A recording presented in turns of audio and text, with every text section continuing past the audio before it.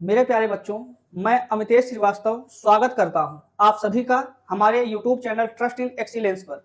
12वीं गणित का प्रश्नावली 1.2 है, जिसमें आपको पढ़ना है फलन के प्रकार। तो फलन के प्रकार से पहले मैं फलन पढ़ता हूं कि फलन कहते किसे हैं, जिससे आपको इसी वीडियो में फलन और उसके प्रकार दोनों की जानकारी साथ में मिल पाए। तो फलन किसे कहते हैं ये जानिए पहले। तो फलन एक प्रकार का ऐसा संबंध है जो कुछ नियमों को बदल दिया जाने पर फलन का काम करना शुरू कर दे। फलन एक ऐसा संबंध है जिसमें कुछ नई जानकारियां, अतिरिक्त जानकारियां जोड़ दी जाए तो वो किसका काम करेगा? संबंध ही फलन का काम कर जाएगा। तो एक संबंध f from A to B, इसको क्या पढ़ेंगे भाई? इसको पढ़ेंगे f from A to B. एक संबंध f from A to B फलन कहलाता है। एक संबंध f from A to B क्या कहलाता है? फलन कहलाता है। जब ए व बी कुछ अतिरिक्त चीजों का पालन करें। जैसे पहला जो ए होना चाहिए ना, ए फलन का प्रांत हो, ये पहला मतलब इससे जुड़ा हुआ नियम है।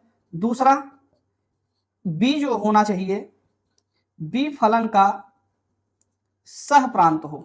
अभी मैं आपको बताता हूं प्रांत और सहप्रांत है क्या। सह प्रांत हो। तीसरा, ए प्रांत होना चाहिए, बी सह प्रांत होना चाहिए। तीसरा, ए का प्रत्येक अवयव बी के किसी न किसी अवयव से संबंध रखे। ए का प्रत्येक अवयव बी के किसी न किसी अवयव से संबंध या संबंधित हो। मतलब ए का कोई अवयव ऐसा ना हो जो खाली जाए। ए का प्रत्येक अवयव बी के किसी न किसी अवयव से क्या रखता हो? संबंध रखता हो। और चौथा, बी के दो या दो से अधिक अवयव ए के अवयव का प्रतिबिंब ना हो। इसको मैं भी आपको ग्राफ के माध्यम समझाता हूं कि एक इसका चार्ट तैयार करके बताएंगे। हमने कहा कि एक संबंध क्या होता है? एक संबंध फलन कहलाता है f फ्रॉम ए से बी। कब? जब ए को प्रांत कहा जाए, बी को सह प्रांत कहा जाए, ए का प्रत्येक अवयव बी के किसी न किसी अवयव से संबंध रखता हो और बी के दो या दो से अधिक अवयव ए के अवयव से ना जुड़े। अगर मैं इसका एक चार्ट तैयार करूं, देखिए ये एक, ये दो, इसको मैं ए कहूंगा। ए का अर्थ हुआ प्रांत, मतलब ए में जो अवयव आएंगे उसी अवयव को क्या कहा जाएगा? प्रांत।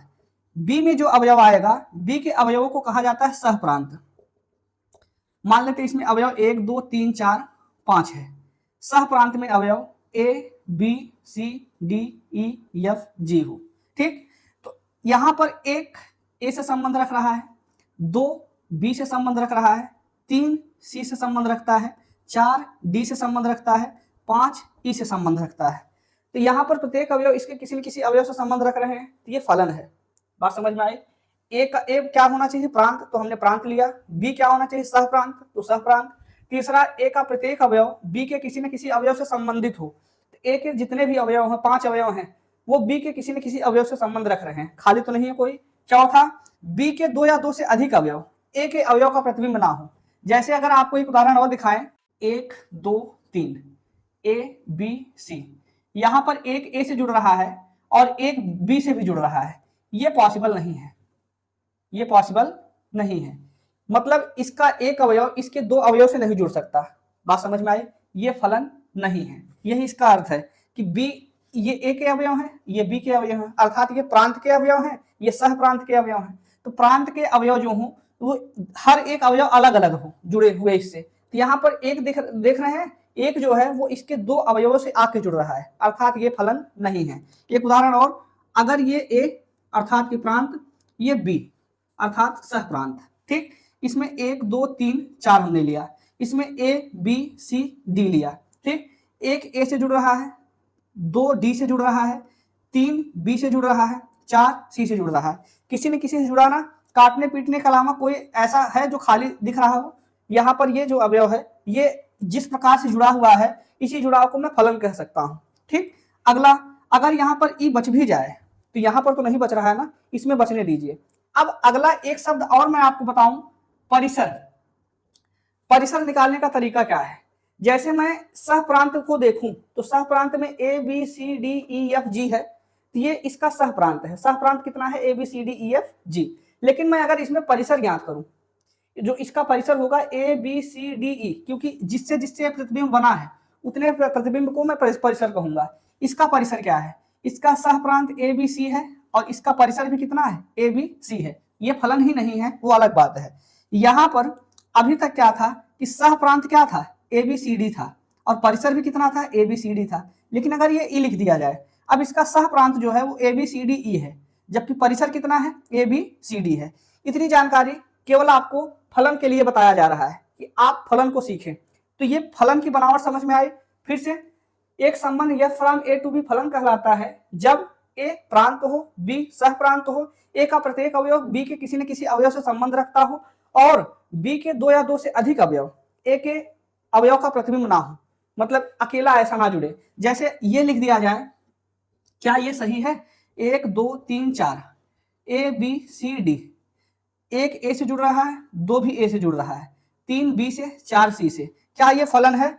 आप बिल्कुल बिना संकोच किए कह सकते हैं कि ये फलन है, क्योंकि यहाँ पर जो है ना, यहाँ पर एक अलग है, दो अलग है, ये इससे आके जुड़ रहे हैं। इससे इसका एक अवयव इसके दो से जुड़ सकता है, लेकिन इसका एक अवयव इसके दो अवयव से नहीं जुड़ सकता। अर्थात प्रांत का एक अवयव सह प्रांत के दो अवयव का प्रतिबिंब नहीं बन सकता, लेकिन सह प्रांत का एक अवयव प्रांत के दो अवयवों का प्रतिबिंब हो सकता है। बात समझ में आई? इसी प्रकार से ये फलन कंप्लीट हुआ। फलन अगर आपने सीखा, अब जानते हैं फलन का प्रकार क्या होता है। फलन के प्रकार, तो प्रकार में इसके पहला नंबर में आएगा एकाएकी फलन।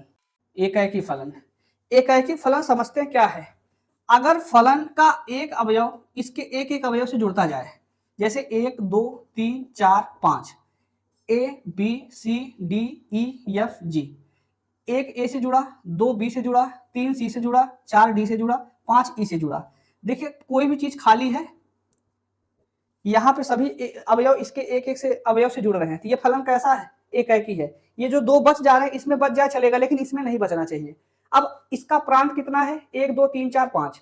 सह प्रांत कितना है? A B C D E F G. परिसर कितना है? A B C D E. केवल 4 अवयव, 5 अवयव इसके परिसर है। ठीक।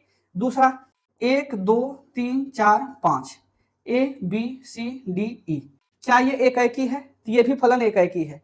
एकाएकी का अर्थ हुआ एक का एक से जुड़ना, जुड़ रहा है। ये प्रांत, ये सह प्रांत और ये जिससे जुड़ा हुआ है ये परिसर, अर्थात ये भी कैसा फलन है? ये एकाएकी फलन है। एकाएकी फलन को अब आप समझ गए होंगे, अंग्रेजी में इसको 1-1 कहते हैं। 1-1 फंक्शन, 1-1 फंक्शन, एकाएकी फलन। एकाएकी का अर्थ ही है कि एक का एक से जुड़ना। अगर ये ऐसा जुड़ता तो क्या आप एकाएकी कह सकते थे? बी खाली कर दे, एक भी ए से जुड़ा, दो भी ए से जुड़ा, फलन तो है क्योंकि अलग अलग जुड़ रहा है, लेकिन ये बहुत से मिलकर एक से जुड़ रहे हैं, ये एकाएकी नहीं है। अब अगर एकाएकी नहीं तो उसको नाम क्या देंगे? दूसरा नाम आ जाता है बहुएक फलन, मेनी वन फंक्शन। तो बहुएक फलन का अर्थ ही है कि बहुत सारे मिलकर किसी एक से जुड़े। तो ये फलन कैसा फलन है? बहुएक फलन है। तीसरा फलन है आच्छादक फलन। कैसा फलन है भैया? तीसरे का नाम है आच्छादक, ऑन टू फंक्शन है।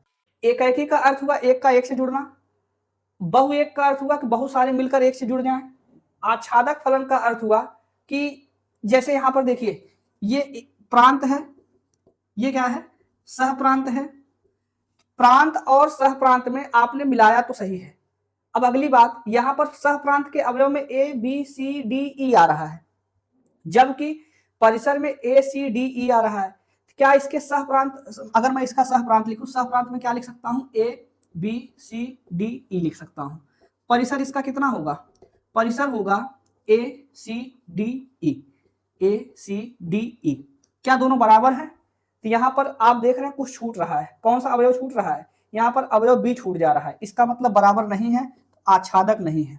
इसमें आते हैं, यहां पर इसका सह प्रांत कितना है? A B C D E F G है। परिसर कितना है? तो परिसर केवल इतना है। क्या दोनों बराबर है आपस में? नहीं है, आच्छादक नहीं है। अगर आच्छादक होता तो कुछ अवयव दोनों में बचता ही नहीं, इसका प्रत्येक अवयव इसके प्रत्येक अवयव का प्रतिबिंब होता। मतलब अगर सह प्रांत के प्रत्येक अवयव प्रांत के प्रत्येक अवयव के प्रतिबिंब हो, कोई ऐसा अवयव शेष बचे ही ना, उसको कहते हैं आच्छादक फलन, उसको क्या कहेंगे भाई, आच्छादक फलन कहेंगे। ठीक, तो ये आच्छादक है। एक होता है अनाच्छादक, जो कि आपके सिलेबस में है नहीं, जिसको इनटू के नाम से जानते हैं, इनटू फंक्शन। तो इनटू फंक्शन, अब ये आच्छादक है, लेकिन अगर हमने कहा कि एफ और जी बच जाए तो ये फलन एकाएकी है लेकिन आच्छादक नहीं है। आच्छादक अगर नहीं है तो क्या है, ये अनाच्छादक फलन है, मतलब इनटू फंक्शन है। ठीक, अवयव का बचना किसमें, सह प्रांत में, तो सह प्रांत में अवयवों का बचना अनाच्छादक फलन है। लेकिन अगर अवयव नहीं बचे, मतलब सह प्रांत और परिसर बराबर रहे, तो फलन कैसा है, फलन आच्छादक है। ठीक, तो अगर इसकी परिभाषा लिखनी हो तो आप सबकी परिभाषा स्टेप बाय स्टेप करके लिख सकते हैं। एकाएकी फलन को क्या लिख सकते हैं, F from X to Y या F from A to B, जो आपका मन करे प्रदर्शन का। एकाएकी फलन होता है यदि x1 comma x2 belongs to capital X, अगर मैं xy ले रहा हूं, या a1 comma a2 belongs to capital A, दोनों में से हमने एक रूप लिया, जो आपका मन करे, चाहे इस रूप का मानिए चाहे इस रूप का मानिए, हमने दोनों में से कोई एक, दोनों लिख दिया है। एकाएकी फलन ये तब होता है, कोई फलन f from a to b या x टू y एकाएकी होता है, कब होता है, जब x1 x2 अगर x से संबंध रखते हो, एंड f x1 बराबर f x2 हो, तो x1 बराबर x2 भी होना चाहिए। अगर फंक्शन इस प्रकार से बराबर है तो फंक्शन के जो एलिमेंट हैं x1 x2 वो भी इस प्रकार से बराबर हो। अगर कोई फंक्शन इस प्रकार से अपने आप को धारण करता है तो वो फलन कैसा है, एकाएकी है, और अगर नहीं है तो फलन आच्छादक बहुएक है। दूसरा आच्छादक फलन, आच्छादक फलन में f from x to y आच्छादक होता है यदि y के प्रत्येक अवयव, अगर आपने x टू y लिखा है और f from a to b लिखा है तो b के प्रत्येक अवयव, तो b के प्रत्येक अवयव या y के प्रत्येक अवयव, x के प्रत्येक अवयव का प्रतिबिंब होना चाहिए।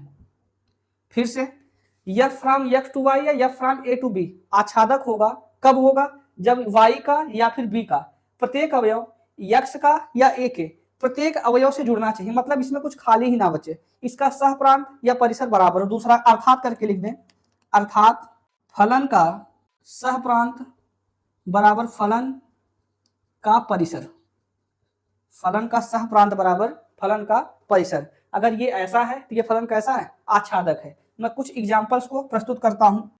ये f1 फंक्शन है, 1 का a से, 2 का b से, 3 का c से, 4 का d से, एक फंक्शन हमने बनाया। दूसरा 1 2 3 4 5 a b c d e f, 1 का a से, 2 का d से, 3 का b से, 4 का c से, 5 का e से, f रहने दे, ये दूसरा हो गया। तीसरा 1 2 3 4 a b c, 1 a से जुड़ा, 2 भी a से जुड़ा, 3 b से जुड़ा, 4 c से जुड़ा, 3 फंक्शन हमने बनाए हैं। ये फंक्शन कैसा दिख रहा है आपको, ये फंक्शन आप देख रहे हैं, एक का अवयव एक से जुड़ रहा है, अर्थात एकाएकी है। कैसा है, एकाएकी है। क्या ये आच्छादक है, तो आच्छादक के लिए इसका सह प्रांत देखिए, सह प्रांत में a b c d e आ रहा है, लेकिन प्रतिबिंब कितने का बन रहा है, केवल 4 का, 5 का तो बन नहीं रहा। इसका मतलब इसके प्रतिबिंब जो है वो 4 के बन रहे हैं, लेकिन सह प्रांत में 5 अवयव हैं, तो इसके जो सह प्रांत है वो परिसर के बराबर नहीं है, तो ये फलन आच्छादक नहीं है। आच्छादक नहीं क्या है, अनाच्छादक, अर्थात इनटू फंक्शन है। अगला 1 a से जुड़ रहा है, 2 d से जुड़ रहा है, 3 b से जुड़ रहा है, 4 c से जुड़ रहा है, 5 e से जुड़ रहा है, एक अवयव एक एक अवयव से जुड़ रहे हैं, तो ये एकाएकी है। आच्छादक है या नहीं, आच्छादक की बात करें, आच्छादक में आप a b c d e, सह प्रांत में 5 अवयव हैं, क्या परिसर भी इसके 5 अवयव हैं, तो परिसर में देख रहे हैं a 1 से जुड़ रहा है, b 3 से जुड़ा हुआ है, c 4 से जुड़ा हुआ है, e 5 से जुड़ा हुआ है, परिसर भी इसका सह प्रांत के बराबर है, तो फलन आच्छादक है।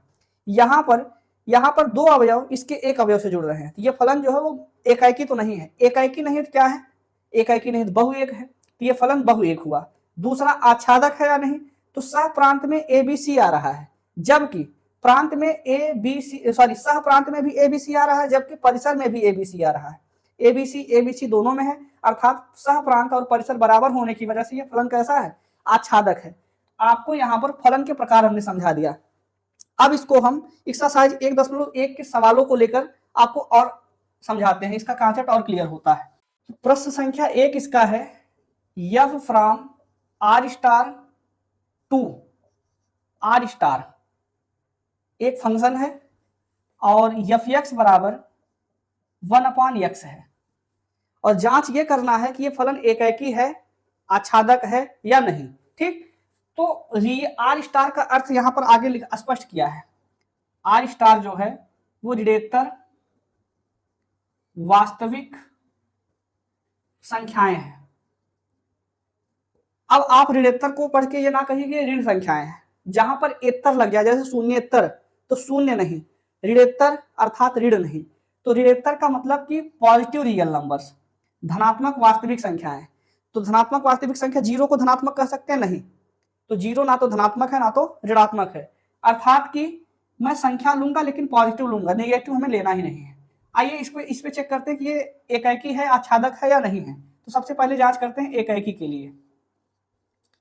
एकाकी के लिए हमने दो तरीके बताए हैं, फलन एक का एक से जुड़ना चाहिए चार्ट के माध्यम से, या फिर आप माना एफ x1 बराबर एफ x2।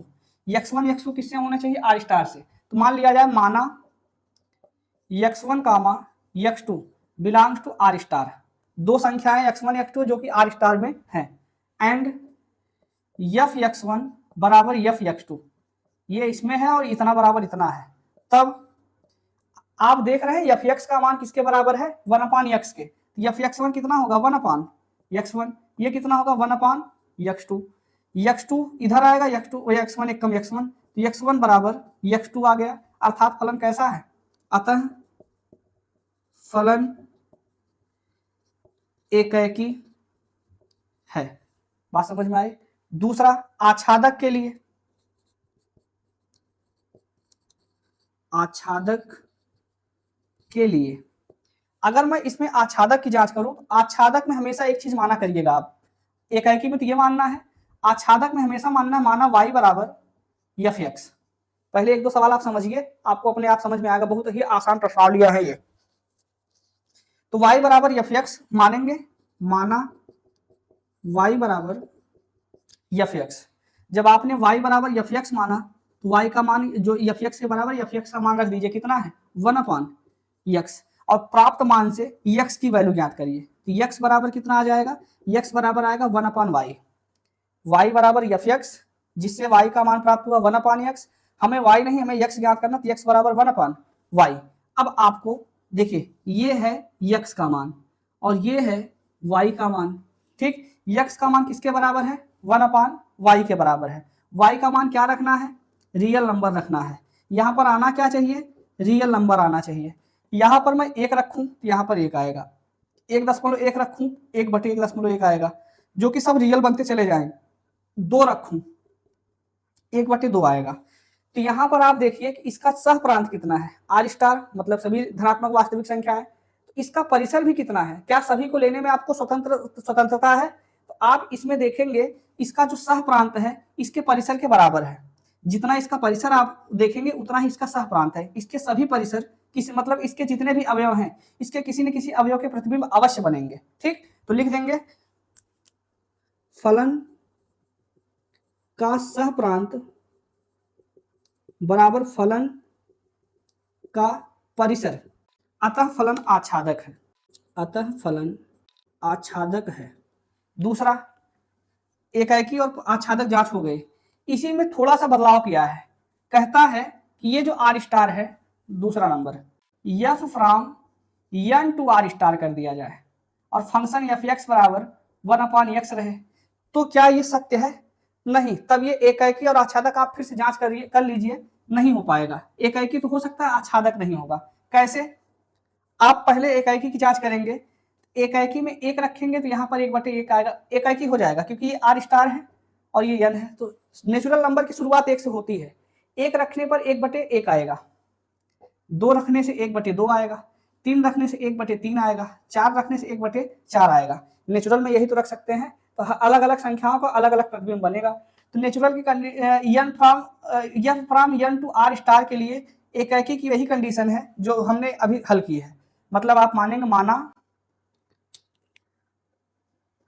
माना x1 comma x2 belongs to n, natural number से संबंधित है, एंड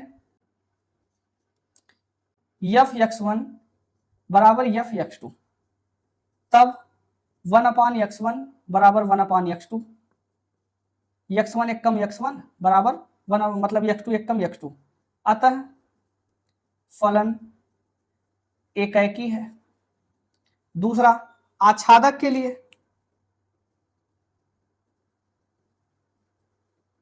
आच्छादक के लिए जब मैं आच्छादक की जांच करूंगा तो यही सेम चीज मानूंगा, माना y बराबर एफ एक्स, तो y बराबर 1/x क्योंकि फंक्शन वही है, x बराबर 1/y। अब यहां पर सोचिए कि ये है n और ये है r स्टार, मैं r स्टार में कोई भी रियल नंबर ले सकता हूँ पॉजिटिव में, 1.1 लेता हूँ, तो यहाँ पर कितना आएगा 1/1.1। क्या ये नेचुरल है? r स्टार तो मान लीजिए नेचुरल है, सॉरी r स्टार तो मान लीजिए धनात्मक है 1.1, लेकिन 1/1.1 जो है वो क्या प्राकृतिक संख्या है? तो प्राकृतिक संख्याएं 1, 2, 3, 4 यही सब होती है, तो ये बिल्कुल नहीं है। तो यहाँ पर यही मैं लिख दूं कि फलन का, और दूसरी बात ऐसे सोचिए, यहाँ पर आप जितनी चीजें रख रहे हैं, रखने में आप यहाँ पर देखिए 1 के बाद 1/2 आ रहा है, 1/3 आ रहा है, इसके बीच में और जितनी संख्याएं हैं सब की सब गायब हो रही हैं, मतलब इसका जो सह प्रांत है बहुत ज्यादा है, लेकिन परिसर में इसका जो आ रहा है मतलब लिमिटेड आ रहा है, 1 आएगा, 1/2 आएगा, 1/3 आएगा, 1/4 आएगा, 1/5 आएगा, 1/6 आएगा।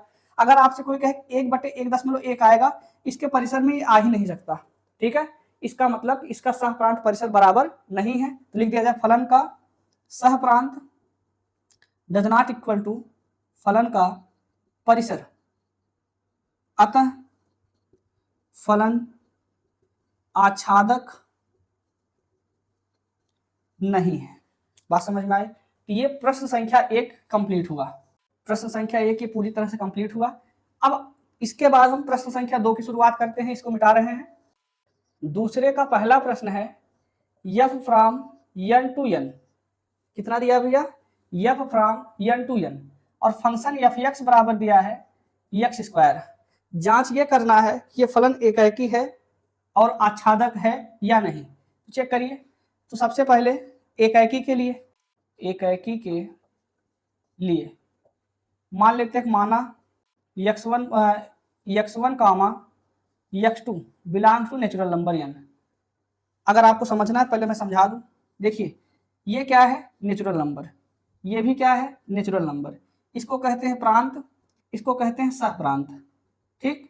इसमें मैं 1 रख सकता हूँ, 1 रखने से यहाँ पर क्या आएगा? 1 का स्क्वायर, 1 का स्क्वायर भी तो नेचुरल है, 2 रखने पर 2 का स्क्वायर 4 नेचुरल है, 3 रखेंगे तो 3 का स्क्वायर 9 नेचुरल है, 4 रखेंगे तो 4 का स्क्वायर 16 नेचुरल है। अर्थात ये एक एक संख्याओं का अलग अलग प्रतिबिंब बनाता चला जाएगा। फलन कैसा है? एकाएकी है। अगर आपको इतना नहीं लिखना डायरेक्ट लिख दीजिए, क्या लिखेंगे कि f1 बराबर 1, f2 बराबर 4, और 4 किसी का प्रतिबिंब नहीं बनेगा 2 के अलावा, f3 बराबर 9, f4 बराबर 16 डॉट डॉट डॉट।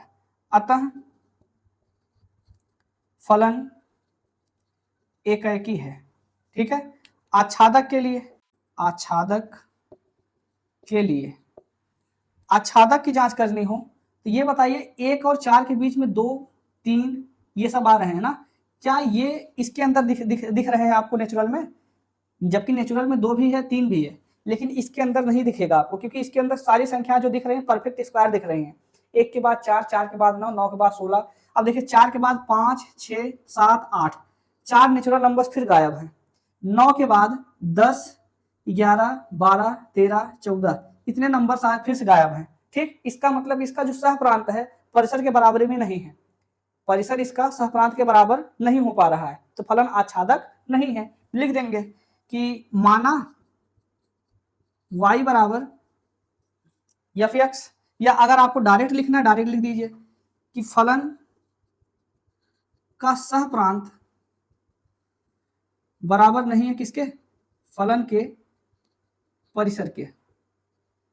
फलन का सह प्रांत डज नॉट इक्वल टू फलन का परिसर, अतः फलन आच्छादक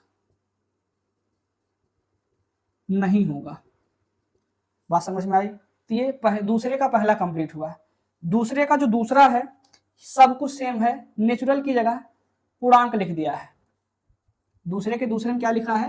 पूर्णांक को लिखा है। अब बताइए कि ये एकाएकी है और आच्छादक है या नहीं। अब यहां पर मैं जेड रखूंगा, यहां पर भी आना चाहिए जेड, तो पूर्णांक को मैं माइनस अनंत से लेकर प्लस अनंत तक लिखता हूं। तो यहां पर -1 रखूं तो -1 का स्क्वायर 1, जो कि है पूर्णांक। 1 रखूंगा तो भी 1 आएगा, क्योंकि स्क्वायर करना है, स्क्वायर करने से दोनों के स्क्वायर प्लस 1 आएंगे। 2 रखूं, स्क्वायर में 4 आएगा। -2 रखूं, फिर भी स्क्वायर में 4 आएगा। क्या आपको एकाएकी दिख रहा है ये? तो यहाँ पर देख रहे हैं दो दो अवयव एक एक से जुड़ रहे हैं, ये बहु एक है, ना कि एकाएकी। और आपसे एकाएकी पूछा है, लिखेंगे एकाएकी के लिए F1 बराबर F-1 बराबर कितना? 1, F2 F-2 बराबर 4, F3 F-3 बराबर कितना? 9, डॉट डॉट डॉट। बताइए दो दो फंक्शन एक एक से जुड़ रहे हैं ना, फलन एकाएकी है? नहीं, फलन एकाएकी नहीं है। बात समझ में आई? आच्छादक के लिए तो फलन का सहप्रांत और परिसर यही दोनों चेक करना है। 1 आएगा, 1 के बाद 4 आएगा, 4 के बाद 9 आएगा, 9 के बाद 16 आएगा, और वो भी धनात्मक रूप से आ रहा है। -1 भी आना चाहिए, -2 आना चाहिए, जो कि कभी नहीं आएगा इसमें, क्योंकि स्क्वायर ये x है, ये क्या है? स्क्वायर है। स्क्वायर का अर्थ ही हुआ ये जितने भी नंबर्स रखेगा सब पॉजिटिव रखेगा और परफेक्ट स्क्वायर रखेगा। यहाँ माइनस संख्या नहीं दिखेंगे, यहाँ पर इसके बीच में 2 3 नहीं दिखेगा, 4 5 6 7 8 नहीं दिखेगा, 4 दिख रहा है, 5 6 7 8 नहीं दिखेगा, 10 11 12 13 14 15 ये सब नहीं दिख रहे हैं। तो सीधी सी बात है कि इसका सहप्रांत परिसर के बराबर नहीं होगा, अतः ये आच्छादक नहीं होगा। ये प्रश्न संख्या 2 कंप्लीट हुआ दूसरे का। तीसरे में फंक्शन f(x) बराबर x² ही है, यहां पर R कर दिया है। अब एक आफत और बढ़ी, जो आप नंबर्स जानते हैं, बस आपकी नंबर्स की जानकारी अच्छी होनी चाहिए। रियल से रियल में जाना, पूरा मिटा दें, समझाते हैं फिर से। यहां से मैं रियल रखूंगा और यहां पर आना कैसे चाहिए? रियल आना चाहिए। यहाँ पर रखना है x, यहाँ पर क्या हो जाएगा? अपने आप x²। मैं 1 रखूंगा, 1 का स्क्वायर 1, 2 रखूंगा, 2 का स्क्वायर 4, 1.1 रखूंगा, 1.1 का स्क्वायर। ठीक, मैं सारे रियल नंबर्स रख सकता हूं, और यहाँ पर सारे रियल नंबर्स आप देख रहे हैं 1 का 1 होगा। नहीं, ऐसा नहीं है, -1 रखते ना फिर भी वो 1 से आके जुड़ता, क्योंकि स्क्वायर है। स्क्वायर होने की वजह से हमेशा यहाँ पर पॉजिटिव रियल नंबर आएगा, जबकि रियल नंबर में 2 प्रकार के रियल नंबर दिखेंगे ना, पॉजिटिव और निगेटिव दोनों। लेकिन यहाँ पर क्या पॉजिटिव के अलावा निगेटिव दिखेगा आपको? तो निगेटिव यहाँ पर दिखेगा ही नहीं। निगेटिव ना दिखने का अर्थ हुआ ये एकाएकी नहीं है, तो लिख देंगे ये सेम वही चीज, अतः फलन एकाएकी नहीं है। ये भी रियल है, ये भी रियल है, लेकिन दोनों मिलकर एक बना रहे हैं। दोनों रियल है लेकिन दोनों का एक प्रतिबिंब बन रहा है 4, दोनों रियल है, दोनों का मिलकर एक प्रतिबिंब 9 बन रहा है, इसलिए फलन एकाएकी नहीं है। आच्छादक में आप देखेंगे कि जो फलन का सहप्रांत है वो रियल नंबर है, लेकिन फलन का जो परिसर है वो पॉजिटिव रियल नंबर है, इसलिए बराबर नहीं है, अतः फलन आच्छादक नहीं है। तो प्रश्न संख्या दूसरे का तीसरा भी कंप्लीट हुआ। चौथे में प्रश्न संख्या 4 जो आपका लिखा गया है, ये n to n है, f from n to n, f(x) बराबर जहां स्क्वायर था अब तक वहां पर क्या लिख दिया गया है? क्यूब लिखा गया है। तो क्यूब करेंगे। अब यहां पर देखिए जिम्मेदारी आपकी थोड़ी सी बढ़ी है, यहां पर लेना है x और यहां पर क्या आएगा? x³ आएगा। ये x कहां से लेना है? नेचुरल लेना है। आना क्या चाहिए? नेचुरल ही आना चाहिए। 1 रखता हूं, 1 का क्यूब कितना आएगा? 1। 2 रखूंगा, क्यूब कितना आएगा? 8। 3 रखने पर क्यूब आएगा 27। ठीक, तो 1 का 1 से ही जुड़ेगा। यहाँ पर f1 f2 f3 सबका अलग अलग आएगा। अलग अलग कितना आएगा? f1 का आएगा 1, f2 आएगा 8, f3 आएगा 27, डॉट डॉट डॉट। फलन एकाएकी है, अतः फलन एकाएकी है। आच्छादक के लिए देखिए 1 के बाद 8 आ रहा है, 8 के बाद 27 आ रहा है, यहाँ पर 2 3 4 5 6 7 इतनी संख्याएं गायब है, जबकि ये भी तो नेचुरल है। अगर नेचुरल है तो इसके अंदर होना चाहिए था, लेकिन आएगा ही, क्योंकि यहाँ पर हमेशा कौन सा मान आएगा? क्यूब मान आएगा।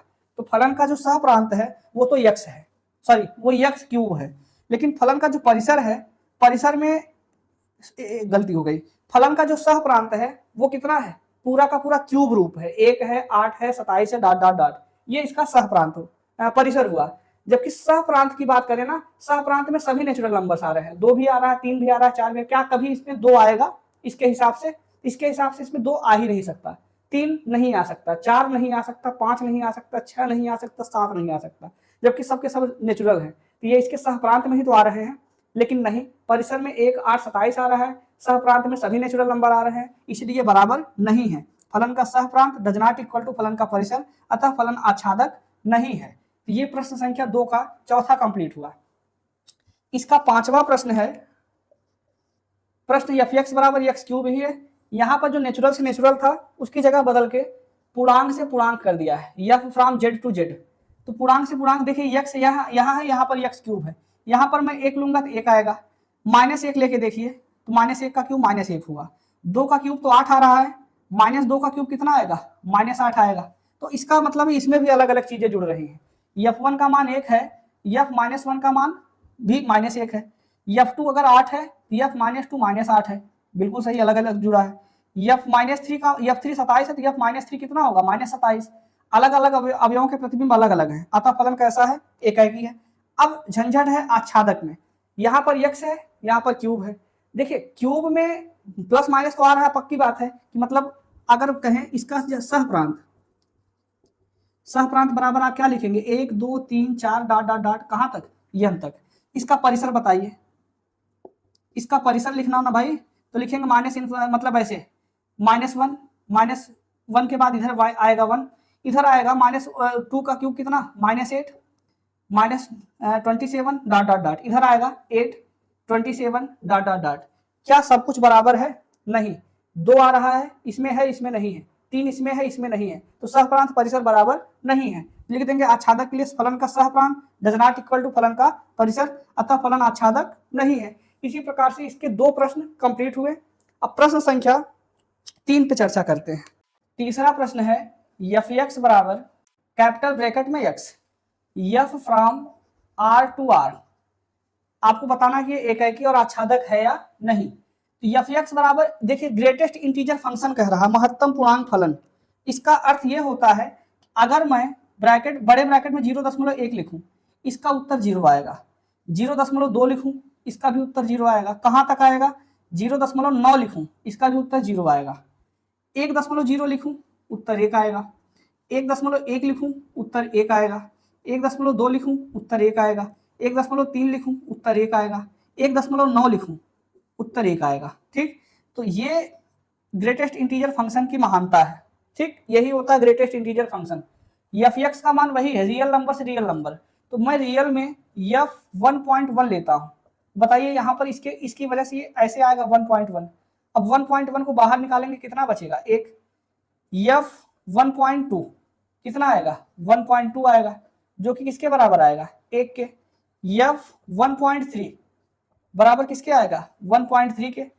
बाहर निकालेंगे 1, सब के सब मिलकर 1 से जुड़ रहे हैं, कई सारे फंक्शन मिलकर 1 से जुड़ रहे हैं, अतः फलन एकाकी नहीं है।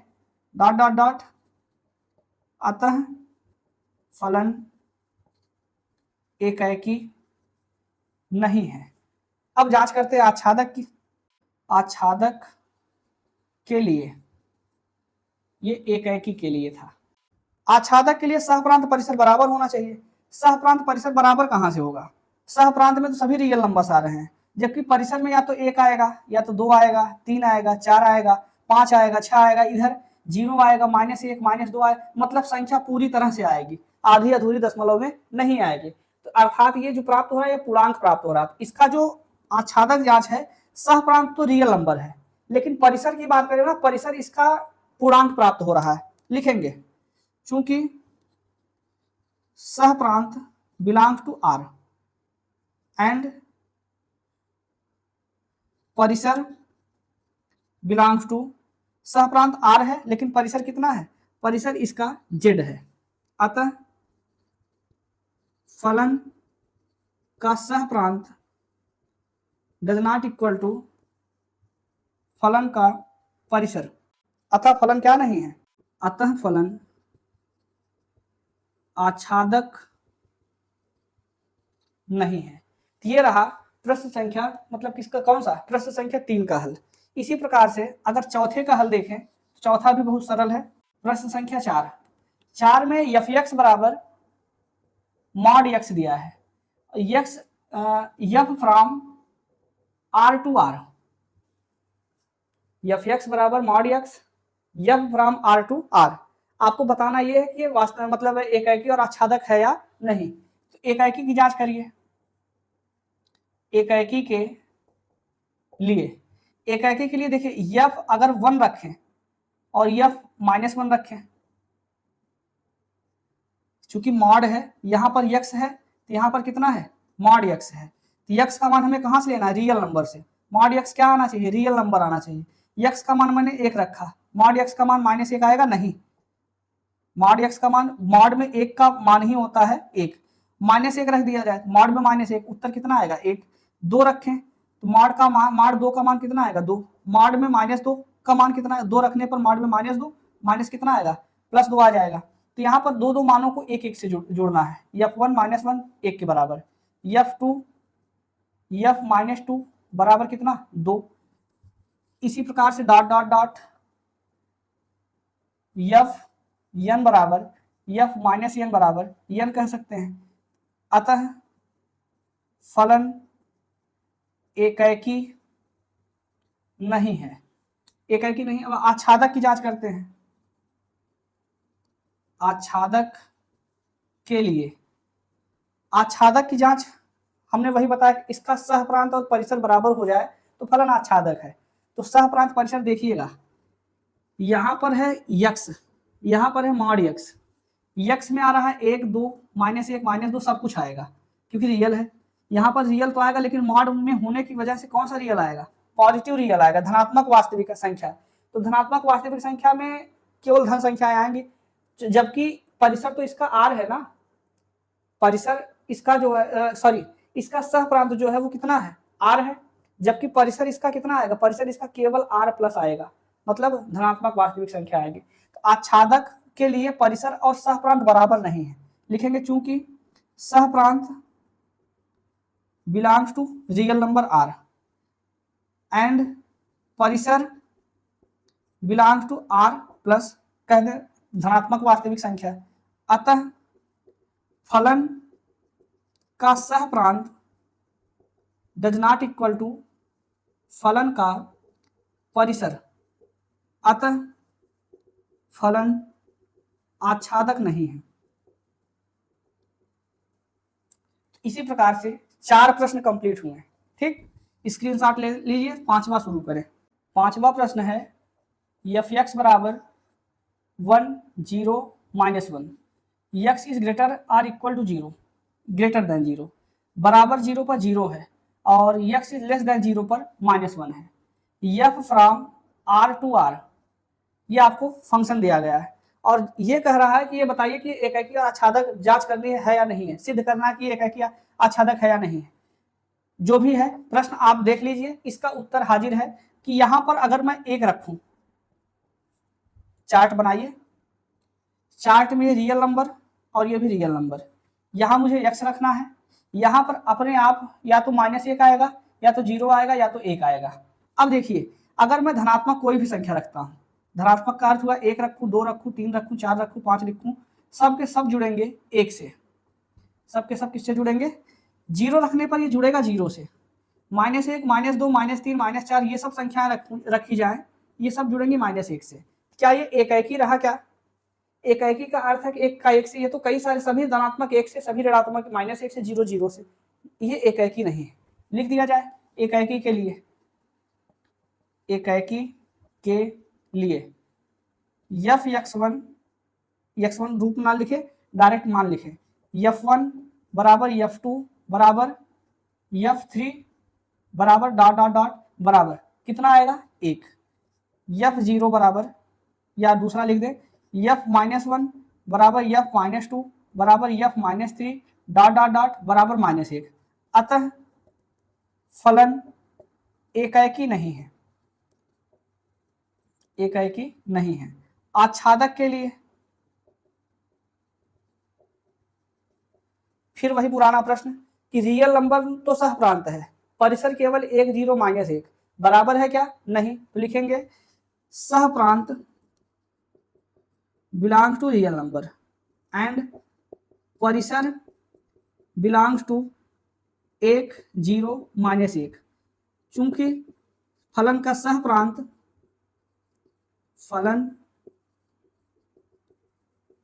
प्रांत डज नॉट इक्वल टू फलन का परिसर, अतः फलन आच्छादक नहीं है। और यही आपको सिद्ध करना था कि ये ना तो एक है कि ना ही आच्छादक है। प्रश्न संख्या 5 पूरी तरह से कंप्लीट हुआ।